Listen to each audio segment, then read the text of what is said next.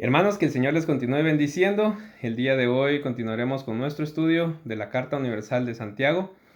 Hasta el día de hoy conocemos información del autor, información general de la carta. También aprendimos en el propósito de la tentación para la vida del creyente en Cristo Jesús y estudiamos sobre la importancia de la sabiduría humilde. Oremos el día de hoy para que Dios sea el que guíe este estudio y que juntos podamos aprender más de su palabra en esta carta. Oremos. Amantísimo Padre, te agradecemos por este día y gracias por todas las bendiciones que tú nos das. Te agradecemos también por este tiempo que tú nos permites el poder estudiar tu palabra. Te suplicamos de todo corazón, Dios, seas tú el que siempre guíe este estudio y seas tú el que nos permita comprender todo lo que quieres que apliquemos a nuestras vidas. Y gracias, Padre Celestial, porque tú nos das ese privilegio también de poder estudiar tu palabra. En el nombre de tu Hijo amado Jesús oramos. Amén.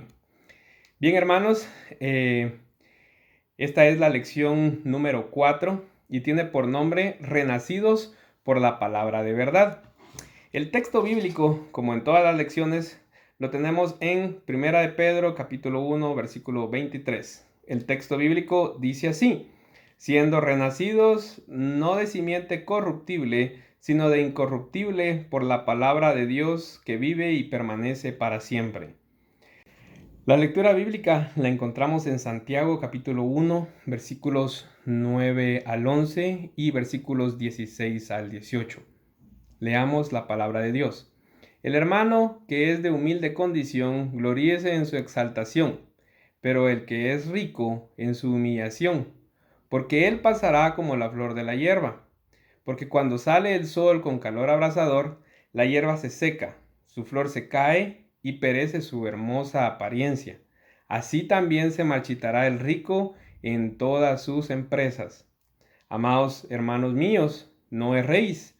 Toda buena dádiva y todo don perfecto desciende de lo alto, del Padre de las luces, en el cual no hay mudanza, ni sombra de variación. Él de su voluntad nos hizo nacer por la palabra de verdad, para que seamos primicias de sus criaturas. Los objetivos de esta lección son los siguientes: analizar la relación entre los pobres y los ricos de la iglesia, defender la verdad que Dios solo hace el bien y comprender que los hijos de Dios son las primicias de entre las criaturas. Hermanos, el día de hoy vamos a estudiar acerca de la cualidad relacional de la iglesia en los diversos niveles de interacción entre personas renacidas por la palabra.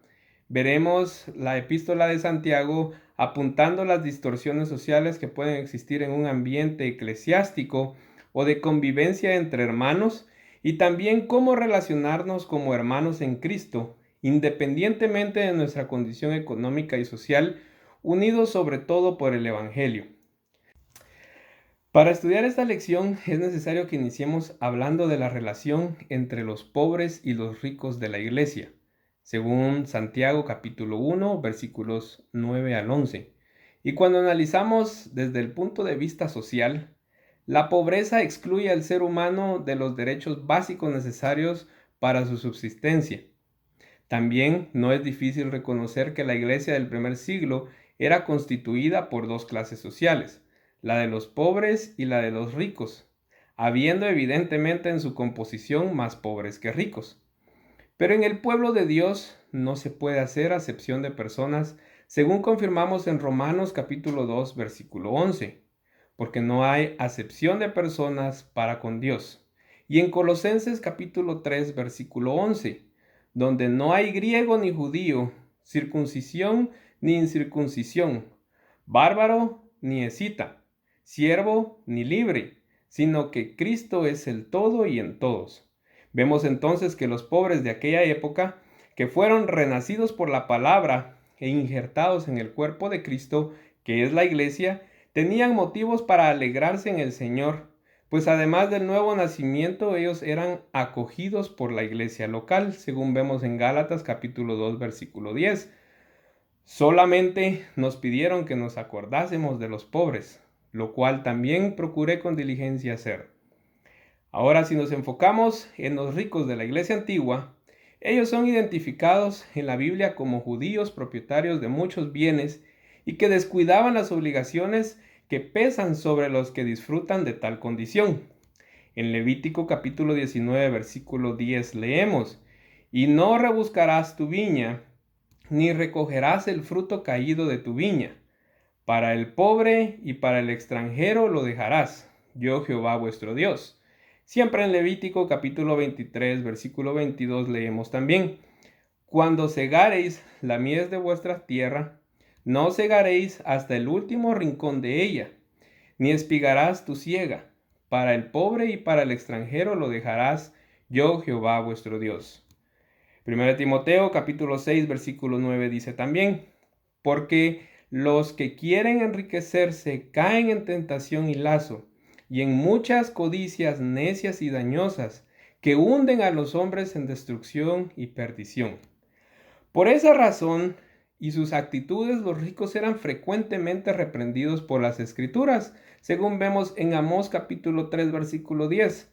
No saben hacer lo recto, dice Jehová, atesorando rapiña y despojo en sus palacios. Lucas capítulo 6, versículo 24. Mas ay de vosotros ricos, porque ya tenéis vuestro consuelo. Siempre en Lucas capítulo 18, versículos 24 y 25. Al ver Jesús que se había entristecido mucho, dijo: cuán difícilmente entrar en el reino de Dios los que tienen riquezas, porque es más fácil pasar un camello por el ojo de una aguja que entrar un rico en el reino de Dios. Los ricos tienden a ser arrogantes, sentirse autosuficientes y adoptar la postura de señores poderosos, que piensan poder comprar a las personas en cualquier precio. Las escrituras son claras al decir que el reino de Dios no puede ser comprado por dinero. Posiblemente nos estemos preguntando entonces, ¿es posible que el hermano rico sea renacido por la palabra y llegue a ser un hijo de Dios? Definitivamente que sí, por supuesto. Sin embargo, él puede encontrar mayor dificultad para desprenderse de sus riquezas, según vemos en Mateo capítulo 19, versículos 23 al 26. Entonces Jesús dijo a sus discípulos: De cierto os digo que difícilmente entrará un rico en el reino de los cielos. Otra vez os digo que es más fácil pasar un camello por el ojo de una aguja que entrar un rico en el reino de Dios. Sus discípulos, oyendo esto, se asombraron en gran manera, diciendo: ¿Quién pues podrá ser salvo? Y mirándolos Jesús les dijo: Para los hombres esto es imposible, mas para Dios todo es posible. Es imprescindible que los más acomodados comprendan que después de entregarse a Cristo, obedecerán al mismo evangelio al que los hermanos pobres se someten. Para Dios no hay acepción de personas, según leímos en Romanos capítulo 2, versículo 11 y Colosenses capítulo 3, versículo 11. La iglesia local debe de recibir a todos en el espíritu del evangelio, es decir, como miembros de la familia de Dios, pues a través de la salvación en Cristo, independientemente de la condición social, todos tenemos a Dios como Padre, según vemos en Romanos capítulo 8, versículo 14. Porque todos los que son guiados por el Espíritu de Dios, estos son hijos de Dios.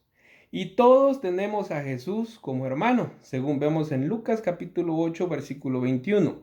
Él entonces respondiendo les dijo: Mi madre y mis hermanos son los que oyen la palabra de Dios y la hacen.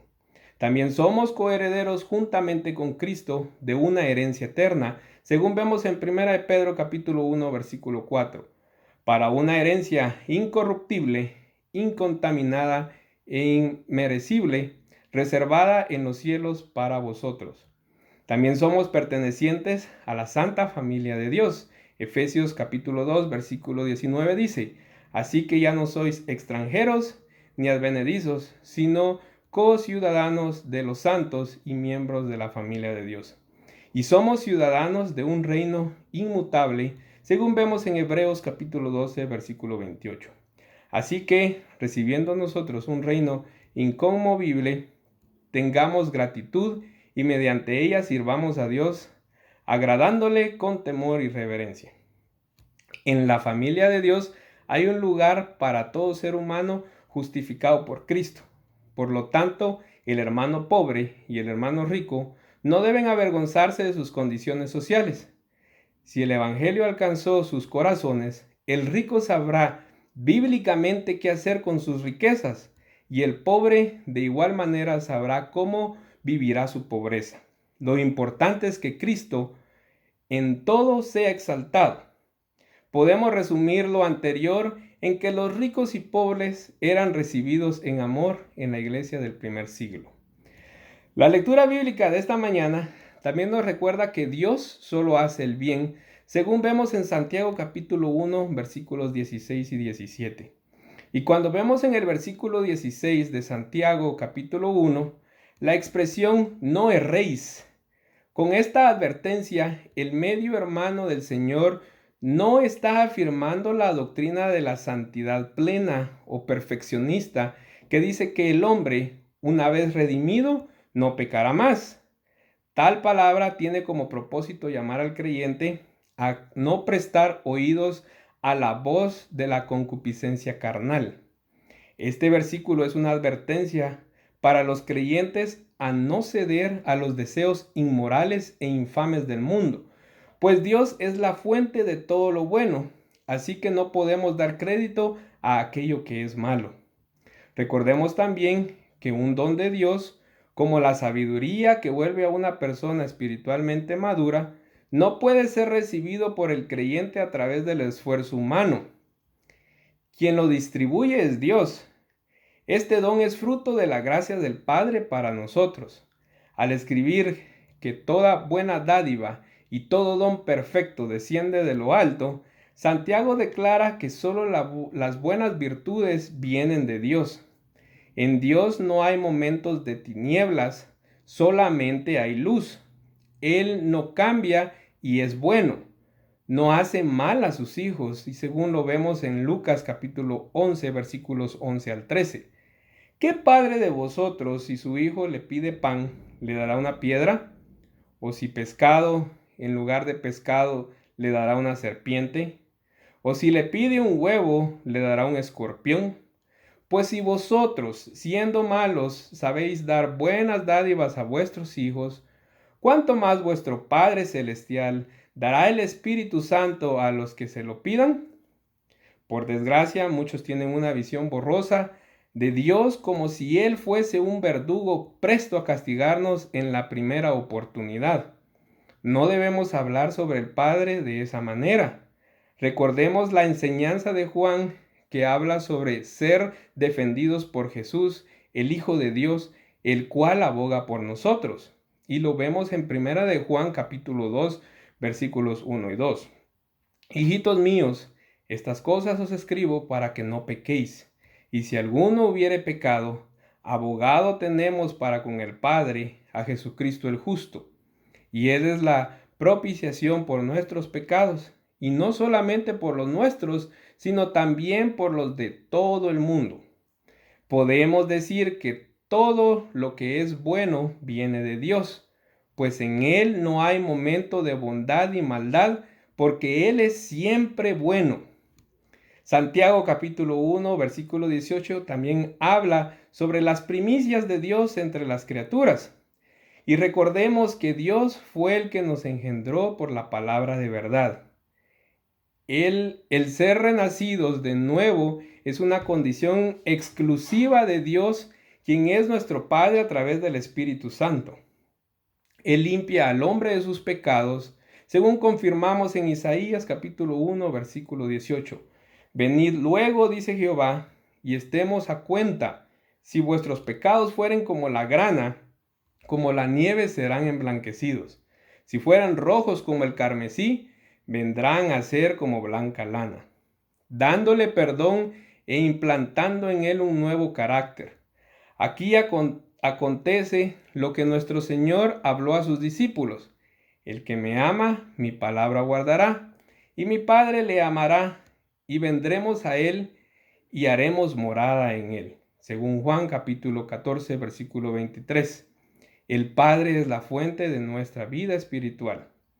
En los días de Santiago, parte de la iglesia estaba dispersa, sufriendo muchas tribulaciones. Para superarlas era necesario una inquebrantable convicción de que a pesar de las luchas, la iglesia no había dejado de ser las primicias del Señor entre las criaturas.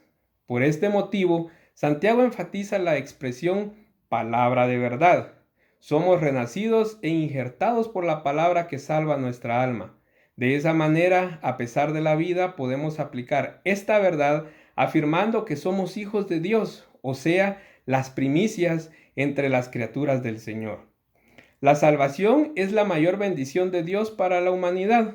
El propósito divino no es primeramente bendecir al creyente con bendiciones materiales, sino hacer de él primicias de sus criaturas, los salvos por la gracia, por medio de la fe, según Efesios capítulo 2, versículo 8. En el Antiguo Testamento las primicias eran la cosecha del mejor fruto, según vemos en Levítico capítulo 23, versículos 10 y 11, y Deuteronomio capítulo 18, versículo 4. Al referirse a las primicias, Santiago decía a los primeros hermanos, notablemente judíos, que ellos fueron escogidos como primicias del Evangelio, los primeros de muchos otros que Dios había comenzado a recoger. Alégrese en el Señor, usted forma parte de las primicias de esta generación, escogido por Dios y nombrado por Él para proclamar las virtudes del Señor en este mundo. Recuerde que a partir de la promesa de la salvación, Dios recoge sus primicias, o sea, los salvos de entre las criaturas. Podemos entonces concluir nuestra lección que independientemente de nuestra posición social, económica y cultural, todos estamos en un proceso de perfeccionamiento espiritual y para ello sufrimos diversos tipos de pruebas. Estas situaciones nos hacen madurar como personas. Cuando alguien es renacido por la palabra de verdad, es llamado por el Padre a vivir el Evangelio en fidelidad. Somos el cuerpo de Cristo, la iglesia de Dios, la columna y baluarte de la verdad, según vemos en 1 Timoteo capítulo 3, versículo 15. Bueno, hermanos, hemos concluido con nuestra lección del día de hoy. Les dejo las lecturas diarias sugeridas de esta semana y les animo a que juntos descubramos ese mensaje especial que Santiago descubrió a través de su vivencia con Jesús. Mi deseo es que al final de este estudio, usted y yo podamos decir que somos siervos de Jesús por medio de nuestro testimonio. Que el Señor les bendiga.